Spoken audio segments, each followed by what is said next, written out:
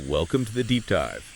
Today we're jumping into some source material on sustainable roofing. Yeah, specifically looking at excerpts from Fluid Applied Roofing. The author is Peter J. Harding, founder of Go Green Roofing. That's the one. And our mission really is just to unpack the core message here, see what perspective it offers on why sustainable roofing is, well, important according to this source. Okay.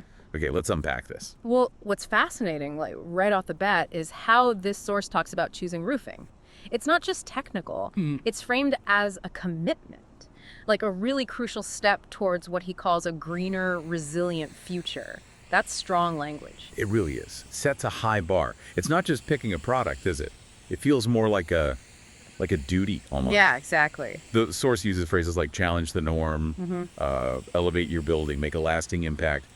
It's tying the material choice directly to something bigger. Totally. To environmental goals, societal goals. Yeah. And then it moves pretty quickly from that sort of high-level idea. For the practical side. Right, to the how. Comparing these sustainable options to the more conventional systems, it mentions TPO, PVC, EPDM, those mechanically fastened ones. Okay, so for anyone listening who isn't like deep in roofing tech, TPO, PVC, EPDM, those are the standard plastic or rubber sheets, right? The ones you see on lots of commercial roofs. That's them. Standard stuff, but, they come with their own life cycle challenges. Got it. And this author is suggesting that these other options, the sustainable ones, particularly what's called fluid applied roofing, which, just quickly, that's like a liquid coating system. It cures into a seamless layer. Exactly, a liquid membrane. And the claim is that these systems actually transcend the conventional limitations of those standard sheets. Okay, transcend. So how? Like, in what ways does the source say they're better? Well, the text really emphasizes embracing longevity and environmental responsibility. That's the core. Longevity and responsibility. Yeah, it's painting this picture of a roof that doesn't just keep the weather out, but uses materials that leave a lighter footprint on the planet. The lighter footprint part. That makes intuitive sense for sustainability.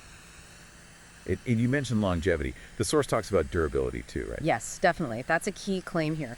It states these sustainable solutions offer superior durability. They often outlast their counterparts.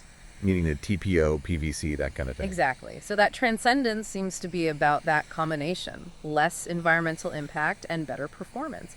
They last longer and they're, well, supposedly better for the planet, according to this view.